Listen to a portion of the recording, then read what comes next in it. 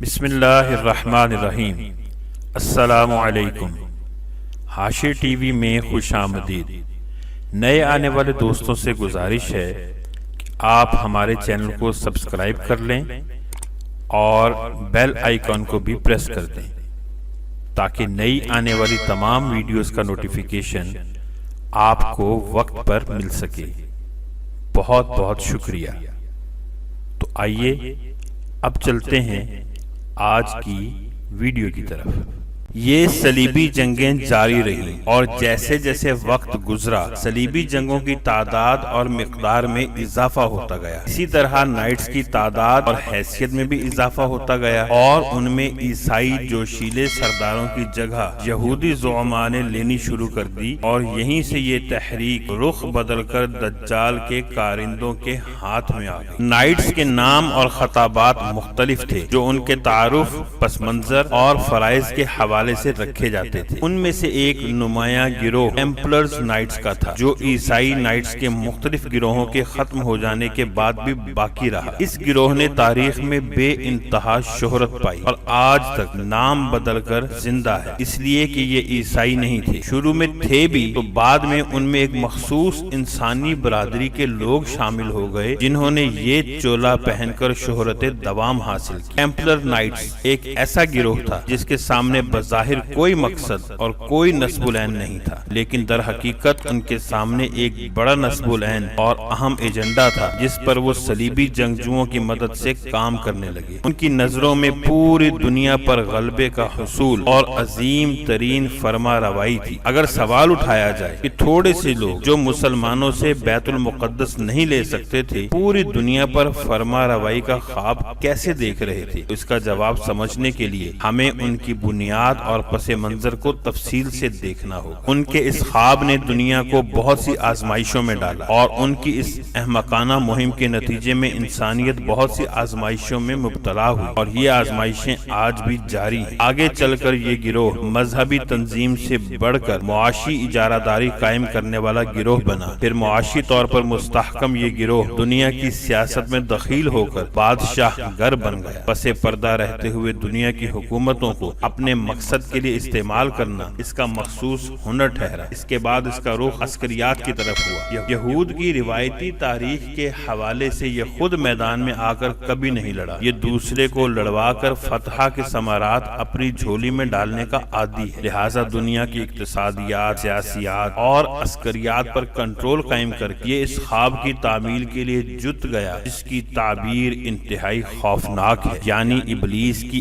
عالمی حکمرانی کا قیام اور دجال کی عالمی ریاست کی تشکیل۔ ہم اس گروہ کی درجہ بدرجہ پیش قدمی یعنی مذہب سے معیشت، معیشت سے سیاست یعنی جمہوریت اور سیاست سے عسکریت اور پھر عالمی حکومت کا جائزہ لیتے ہوئے آگے چلیں گے تاکہ انسانیت کے خلاف ماضی، حال اور پھر مستقبل قریب میں جو کچھ اس زیر زمین پنپنے والے گروہ نے کیا کھل کر سامنے آ سکے اور وقت ہاتھ سے نکلنے سے پہلے اس غیر انسانی بلکہ شیطانی منصوبے کے راستے میں مضبوط رکاوٹ کھڑی کی جا سکے۔ اس کی تاریخ سامنے آنے سے یہ سوال بھی حل ہو جائے گا کہ دجال تو یہودیوں کی امیدوں کا آخری سہارا ہے، صلیبی جنگجوؤں کا اس یک چشم یہود نواز فتنے کے نام پر قائم ہونے والی ریاست سے بھلا کیا تعلق ہو سکتا ہے؟ اگرچہ ارض مقدس پر مسیحی اقتدار مختصر عرصے کے لیے تھا، لیکن ان کا یہ مختصر قبضہ پوری دنیا کی تاریخ کو تبدیل کرنے والا حادثہ ثابت ہوا۔ اس مختصر عرصے کے دوران نائٹس کی ایک خصوصی تنظیم تشکیل دی گئی جس کا مقصد بظاہر مسیحی زائرین کو مسلمانوں کے حملوں سے محفوظ رکھنا تھا۔ یہ ایک مذہبی تنظیم تھی جس کے فرائض میں مقدس معبد یعنی ہیکل سلیمانی کو کافروں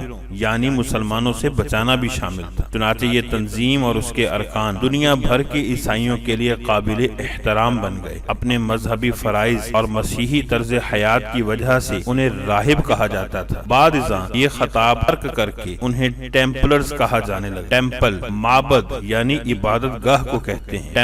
ٹیمپلر کا معنی ہوا معبد یعنی عبادت گاہ سے وابستہ گروہ۔ یہ تنظیم بہت جلد منظم عسکری تنظیم تنظیم بن گئی اور نائٹس ٹیمپلرز کہلانے لگی۔ یہ ہیکل سلیمانی کے کھنڈر کے قریب رہتے تھے۔ ان کی بود و باش راہبوں جیسی تھی، لیکن ان کی سرگرمیاں بنیادی طور پر عسکری اور انتظامی تھی۔ ارض مقدس میں یورپی صلیبی سلطنت کی نگہداشت میں اہمیت رکھنے کے ساتھ ساتھ ان کی املاک یورپ میں بھی تھیں اور وہ بین الاقوامی بینکاروں کی حیثیت سے بھی کام کرتے تھے۔ وہ اپنے داخلی امور سخت رازداری کے ساتھ سر انجام دیتے تھے۔ اس تنظیم کے باقاعدہ قیام کے حقیقی اغراض کے بارے میں مختلف داستانیں پائی جاتی ہیں۔ شروع میں انہوں نے اپنے آپ کو ہیکل کا محافظ کہلوایا۔ سوال یہ ہے، یہ لوگ کس چیز کا تحفظ کر رہے تھے اور کس سے کر رہے تھے؟ اس نکتے پر کچھ محققین رائے رکھتے ہیں کہ ٹیمپلرز کی تعداد 12 تھی، دراصل کسی خزانے یا مقدس تبرکات کی حفاظت کر رہے تھے جو بیت المقدس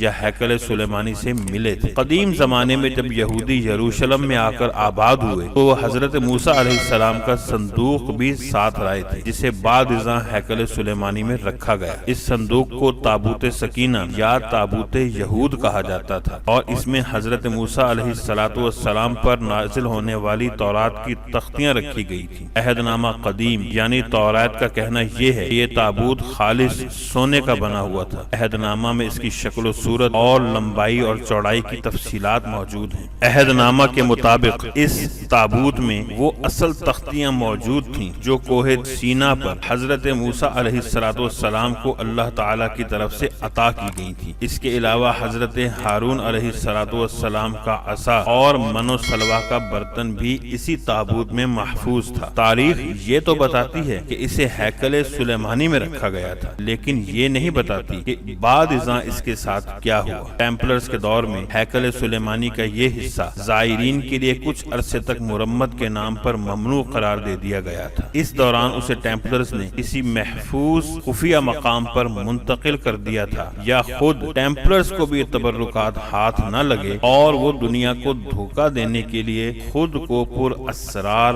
مشہور کیے ہوئے۔ روایات مختلف ہیں اور اس حوالے سے مشہور مذہبی داستانوں میں زبردست تعارض پایا جاتا ہے۔ حقیقت یہ ہے کہ قدیم ٹیمپلرز ہوں یا جدید فری میسن، یہودی قوم کے روحانی بین یعنی سفلی جادوگروں یا دجال کے خروج کے منتظر یہودی ربائی، ان سب میں سے کسی کو بھی نہیں معلوم کہ یہ مقدس تبرکات کہاں ہیں۔ وہ ان کی تلاش میں سرگرداں ہیں کہ ان کو دنیا پر دوبارہ غلبہ ان کے بغیر نہیں مل سکتا، لیکن یہ تبرکات ان کو مل کے نہیں دے رہے اور نہ یہ ان کو کبھی ملیں گے۔ انہیں تو حضرت امام مہدی رضی اللہ عنہ برآمد کریں گے۔ حضرت مہدی کے ہاتھوں ان کی برآمدگی دیکھ کر وہ معتدل مزاج یہود جن کی قسمت میں ایمان ہے مسلمان ہو جائیں گے، اور وہ شقی مزاج یہود جو ان تبرکات کو حضرت موسیٰ علیہ السلام کے ہاتھ میں دیکھ کر بھی ان کی اطاعت کرنے میں لیت و لال کرتے رہے تھے، وہ اب بھی دجال کے ساتھ رہنے پر ہی اڑے رہیں گے اور پھر بالآخر اس کے ساتھ اپنے دردناک انجام کو پہنچیں گے۔ معزز ناظرین،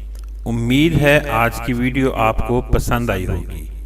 آپ سے گزارش ہے ویڈیو کو لائک اور شیئر کر دیجئے گا اور ساتھ ہی ہمارے چینل حاشیہ ٹی وی کو سبسکرائب کر دیں اور گھنٹی کے بٹن کو بھی دبا دیں تاکہ نئی آنے والی تمام ویڈیوز کا نوٹیفیکیشن آپ کو بر وقت مل سکے اور آپ ان ویڈیوز سے لطف اندوز ہو سکیں۔ اللہ تعالیٰ سے دعا ہے اللہ تعالیٰ ہم سب کو آسانیاں عطا فرمائے اور آسانیاں تقسیم کرنے کا شرف بھی عطا فرمائے۔ اپنا بہت سا خیال رکھیے گا۔ اللہ نگہبان۔